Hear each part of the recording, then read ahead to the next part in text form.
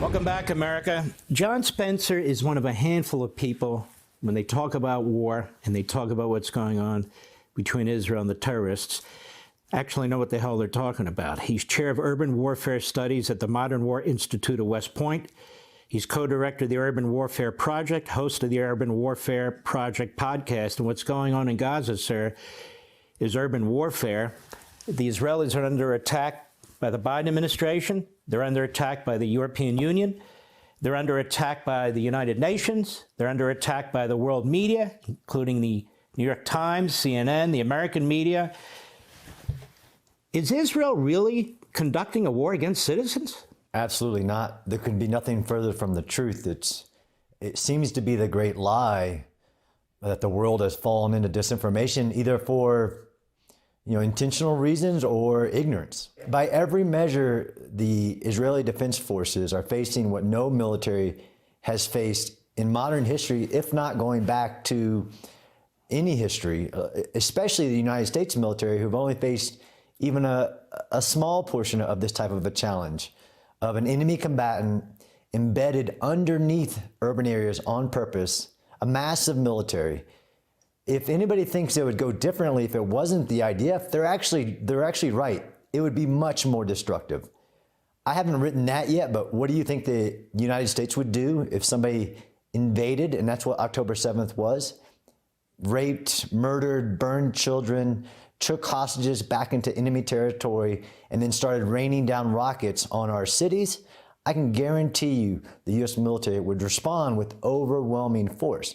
And that's the problem, is that people believe there's a different way. And I've actually been on the ground in Gaza, deep in Gaza, with the IDF, because not only have I been studying this type of combat, urban warfare, but I've also been studying the IDF, how they're organized, how they fight, and gone into Gaza, unlike most of the people who have an opinion, and that's what it is, an opinion about the war, haven't been.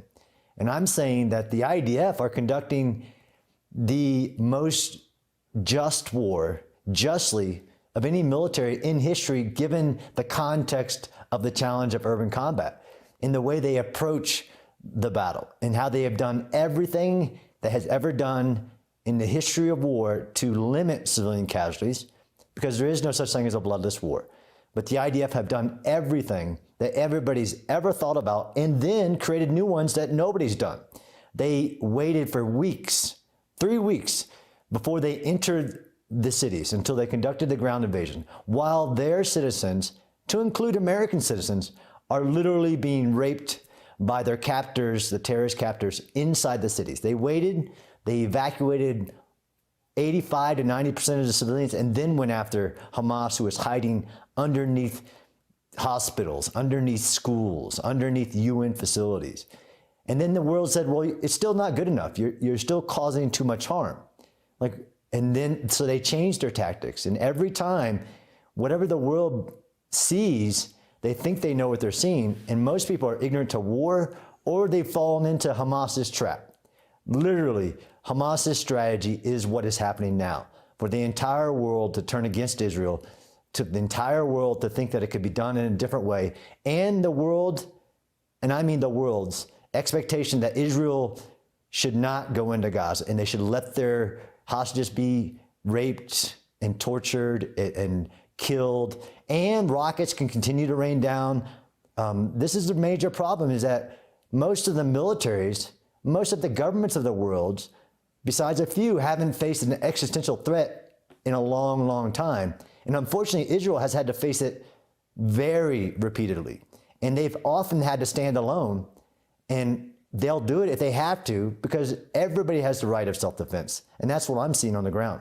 You have this case a few days back where the Israelis accidentally hit this caravan of food relief people.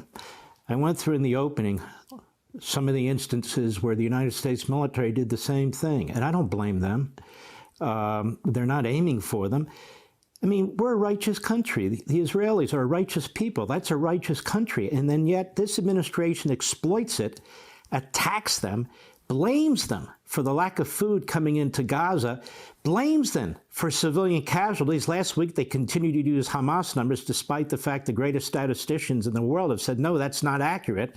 What do you make of the propaganda from the Biden administration and Blinken, and frankly, our media? Isn't that basically giving aid and comfort to the enemy to continue to do what they're doing? Absolutely. It is causing the suffering. Literally, our position, especially mass media's position on the war, is causing the suffering, because the Hamas strategy is relying on hope that these messages will continue to be a daily feed in everybody's minds, and that basically the dangerously dumb will believe everything they hear versus actually what is going on. And then Hamas continues to hold on to hope that they will survive. That's all they have to do, is survive the war, and they achieve victory and become the great champions of the terrorist world who attacked Israel and the United States. Since they call Israel the little Satan, they call America the great Satan. But 100% it's giving Hamas hope.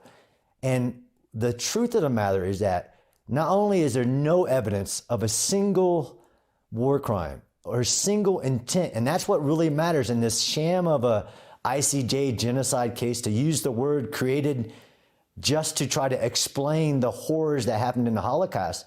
The sham of that is to show that there is intent. And just like that tragic event with the World Kitchen, is that there is no intent to target civilians, and there is no evidence that Israel has targeted a single civilian. War is hell. War is uncertain. There's a fog and a friction, and mistakes have happened. Hey, Sean Hannity here. Hey, click here to subscribe to Fox News YouTube page and catch our hottest interviews and most compelling analysis. You will not get it anywhere else.